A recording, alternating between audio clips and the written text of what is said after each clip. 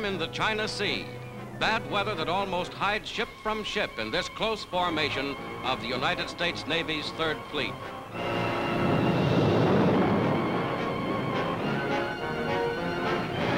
In a power maneuver, the Navy moves to neutralize enemy interference with operations in the Philippines. Stretching like a protective blanket for miles, the storm area conceals the movements of the task force. Now planes are launched and the Navy strikes sudden sharp blows at Japanese bases on the Indochina coast.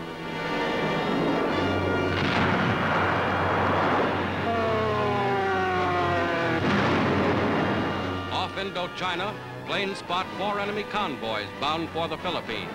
Bombs hurtle down, and in this one attack, 25 Japanese ships are sunk.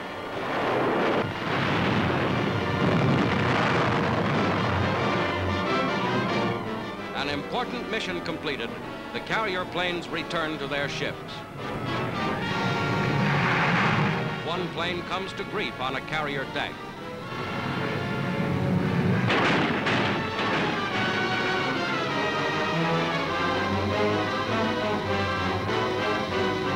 The pilot, stunned by the impact, hangs limp in the cockpit.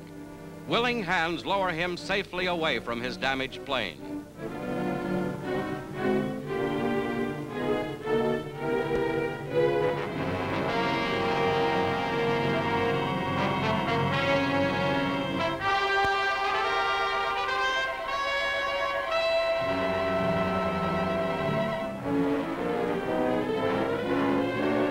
Now the great port of Saigon, Indochina, is the target as the Navy lashes out again. Torpedo planes send their projectiles into a Japanese tanker loaded with oil from the Saigon fields.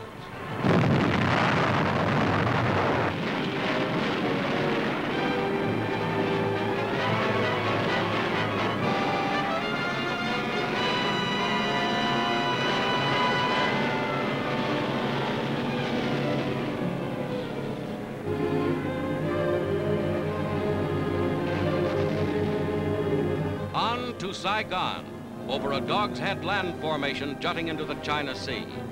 Saigon oil reserves go up in smoke, a preview of daring massed carrier plane attacks which have now smashed at Tokyo itself.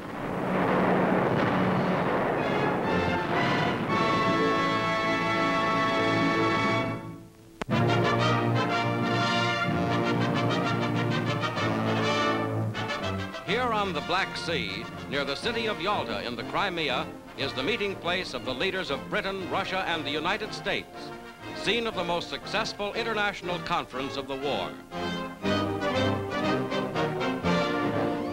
Livadia Castle, once the summer palace of Tsar Nicholas II. Here the Crimea Conference is to take place, and the surrounding countryside is busy with preparations. Military convoys bring necessary supplies.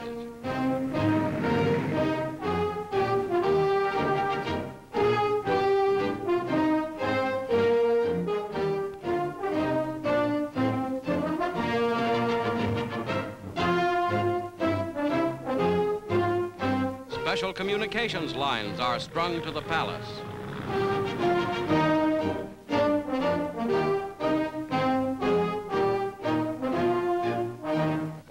Under 3 flags at a nearby airfield, Russian officials headed by Foreign Secretary Molotov await the arrival of the British and American delegations.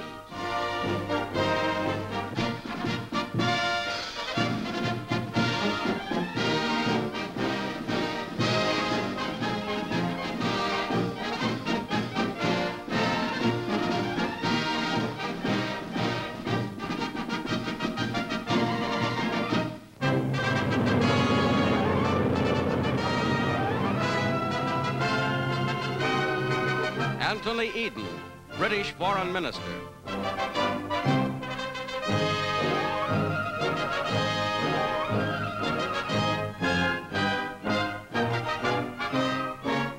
Edward Stettinius, United States Secretary of State.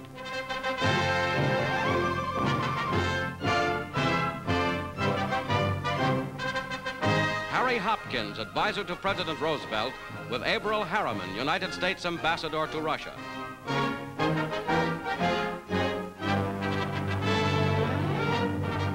and Winston Churchill, Prime Minister of Great Britain.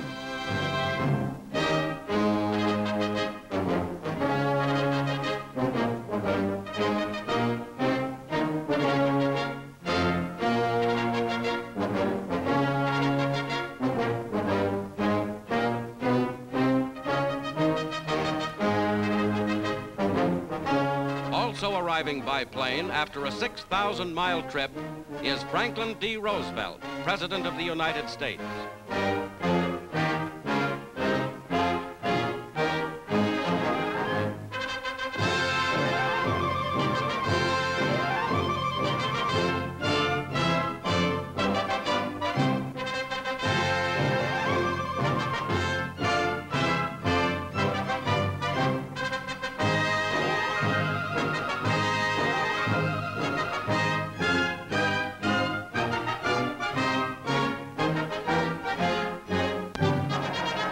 The first of 8 days of day and night conferences at Levadia Castle begins with the arrival of distinguished participants.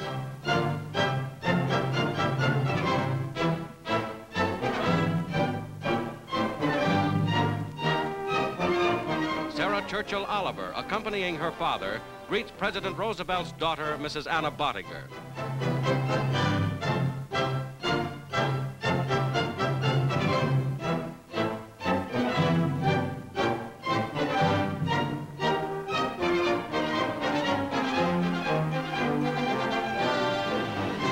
Marshal Joseph Stalin, Premier of the Soviet Union. At the time of the first three-nation conference at Tehran 14 months ago, the ground over which Stalin now walks was still in the enemy's hands.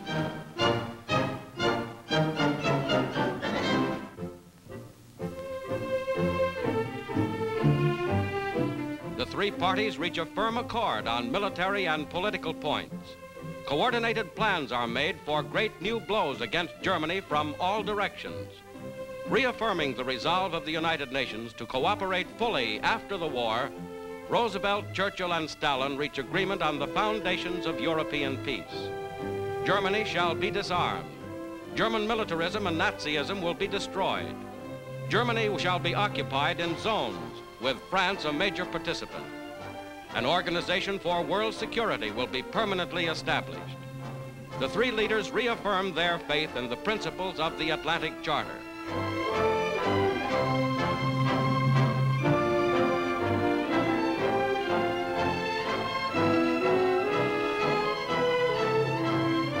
Moving outside, Sarah Oliver, Catherine Harriman, daughter of the American ambassador, and Mrs. Bottger watch as the three leaders briefly interrupt their conference to pose for history-making pictures. Says the special communique signed by all three. Our meeting here in the Crimea has reaffirmed our common determination to maintain and strengthen in the peace to come that unity of purpose and of action which has made victory possible and certain for the United Nations in this war.